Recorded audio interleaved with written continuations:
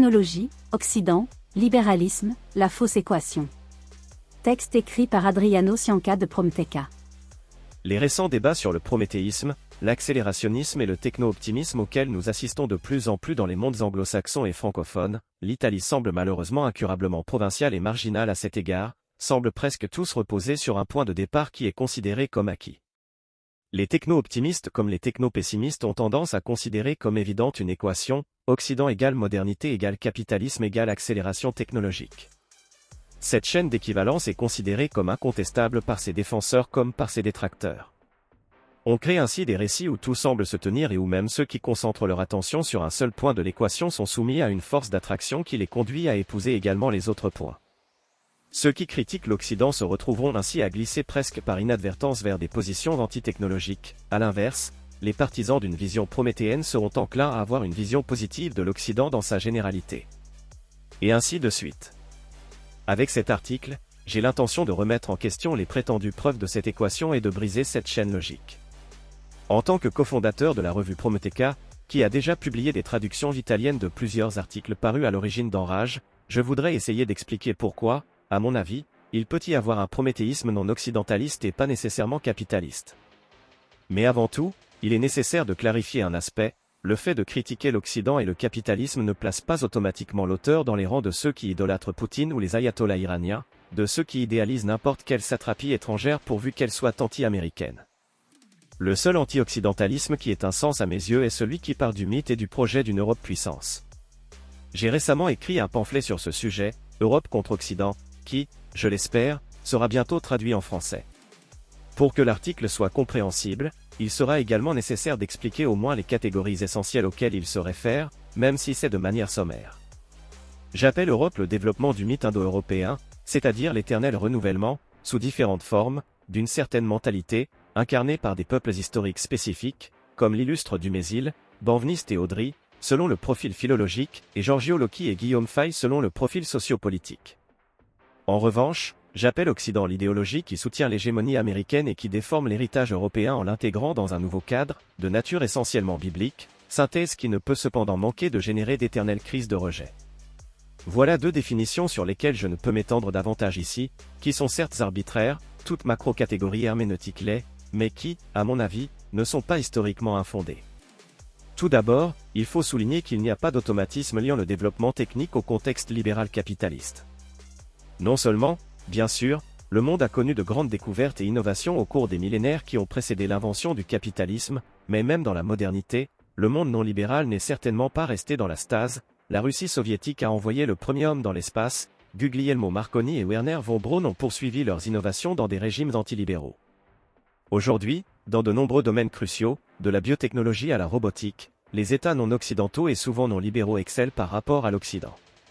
Ce qui a existé et, dans une certaine mesure, existe encore, c'est le génie faustien européen qui, dans une phase historique particulière, s'est certainement transféré, au milieu de 1000 contradictions, dans l'Occident dirigé par les États-Unis, permettant ainsi son extraordinaire développement.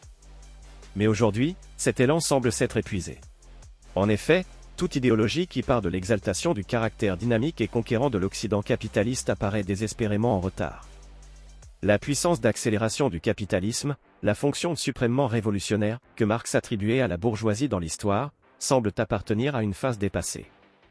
Au-delà de l'histrionisme à la Elon Musk, avec toutes ses limites, le capitalisme d'aujourd'hui ne semble porteur d'aucune force propulsive, d'aucune capacité à nous emmener vers l'ailleurs. Au contraire, le consommateur du troisième millénaire est de plus en plus sédentaire, Netflix fait entrer le cinéma entre quatre murs, Facebook permet d'entretenir des relations sociales sans quitter sa chambre à coucher, Amazon livre toutes sortes d'objets à domicile, Deliveroo nous apporte de la nourriture, et Pornhub nous offre du sexe au bout des doigts. L'envie faustienne d'explorer, de conquérir, de découvrir semble s'être épuisée, tandis que le système économico-culturel ne promeut que les valeurs de la commodité, de la petite utilité, du bonheur tiède et béot. Aujourd'hui, la technologie ne nous offre pas la beauté de la vitesse, mais l'éloge de l'immobilité. Dans son essai Slowdown, The End of the Great Acceleration, Danny Dorlineg, professeur de géographie à Oxford, a récemment chanté les louanges de la grande décélération censée supplanter la grande accélération moderne et qui est en partie déjà en cours. Nous ne nous en rendons pas compte, explique l'universitaire britannique, mais démographiquement, écologiquement, culturellement, nous ralentissons déjà. Même dans le domaine de la technologie, Dorlin est convaincu que nous sommes en train de nous arrêter. Quant à ce que nous trouverons à l'horizon, il est plus probable qu'il s'agisse d'améliorations de vieilles technologies, comme les piles et les batteries, que de l'invention de nouvelles technologies, comme la téléportation. Chez Dorlin, qui représente bien la classe intellectuelle occidentale, le diagnostic s'accompagne d'un choix précis de quand ralentir est une bonne chose, nous devons cesser de considérer la stagnation comme une guigne, ainsi que d'une épopée antifuturiste assumée. La même difficulté embarrassante rencontrée dans les nouveaux projets d'alunissage de la NASA, qui fait le bonheur des conspirationnistes, en dit long sur la phase historique que nous vivons. Or, le fait marquant est que cette dérive passéiste, ce culte de la stase, se nourrit exactement des présupposés idéologiques de base du libéralisme, utilitarisme, culte de l'individu, etc. Dans le manifeste du techno-optimisme de Marc Andriessen, cette contradiction apparaît clairement. Le texte, en effet, fait coïncider difficilement des instances très différentes, futurisme, prométhéisme, idéologie de l'aventure, du risque, de la découverte, d'une part, et utilitarisme individualiste mesquin, d'autre part.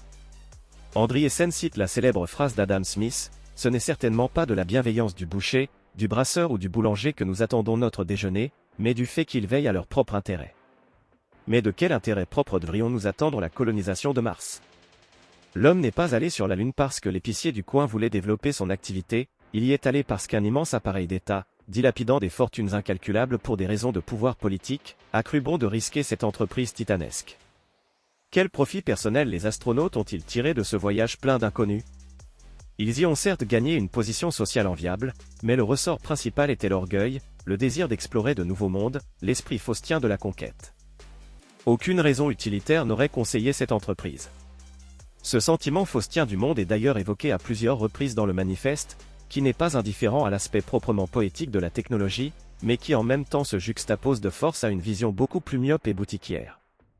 Dans son éloge de la machine techno-capitaliste hostile à l'État, Andriessen semble également ignorer mais, vu sa position, il est impossible qu'il s'agisse d'une véritable ignorance combien l'État américain interagit à tous les niveaux avec les grands de la Silicon Valley eux-mêmes, combien le développement de certaines plateformes est politiquement favorisé en tant qu'instrument du soft power américain, et aussi combien de technologies apparemment anodines sont en réalité d'origine militaire ou étatique.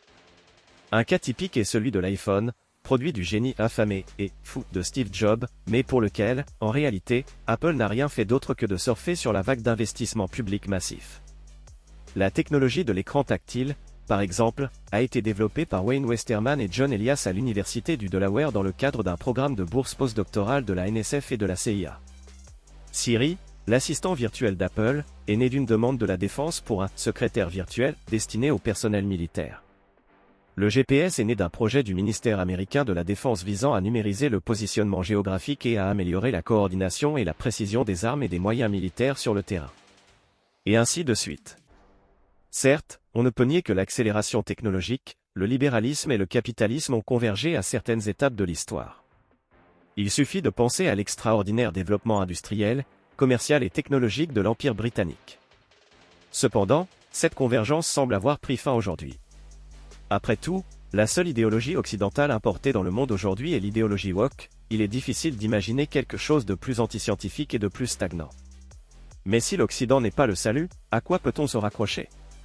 À l'Europe puissante, par exemple. À un rêve européen renouvelé, pas nécessairement anti-américain, mais certainement non américain. Sur ce plan, d'ailleurs, j'ai l'impression que le choix sera forcé, face à une Europe réellement consciente d'elle-même et décidée à jouer un rôle moteur, sans plus aucun complexe de culpabilité, ce seront les États-Unis qui choisiront pour nous et se révéleront explicitement anti-européens. J'anticipe une objection, n'est-il pas intellectuellement malhonnête d'opposer l'Occident réel à une Europe idéale? S'il est possible de brandir l'étendard d'une Europe puissance totalement hypothétique contre une Europe réelle décadente, pourquoi n'est-il pas possible de faire de même avec l'Occident? 3 réponses peuvent être apportées à cette objection. 1. L'Europe puissance est certes un rêve, mais pas un mirage. Il existe des projets, des structures, des volontés politiques seulement esquissées qui vont dans ce sens. Il suffit de faire sauter une sorte de bouchon culturel pour que voie le jour la singularité européenne, qui comme la singularité technologique, une fois enclenchée, sera imparable. 2. À la suite de Guillaume Faye, je crois que l'Occident n'est pas en déclin, mais qu'il est le déclin. C'est-à-dire qu'il est une idéologie intrinsèquement décadente, individualiste, anti-historique, dont l'idéologie woke est un enfant parfaitement légitime. Si l'Europe est décadente parce qu'elle est aliénée de sa véritable essence, l'Occident est décadent parce qu'il développe sa véritable essence. 3. Enfin, il y a une motivation parfaitement nominaliste, nous sommes les mythes que nous nous choisissons. On peut certes justifier ce choix par des arguments rationnels, mais son fondement reste arbitraire.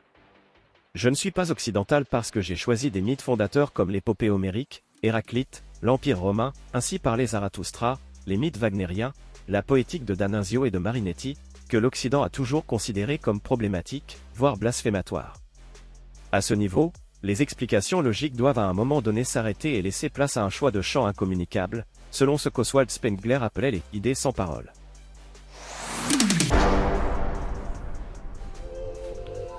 Cet audio vous a plu? Abonnez-vous à notre chaîne afin de recevoir tout notre contenu et soutenez-nous sur Tipeee, le lien est dans la description.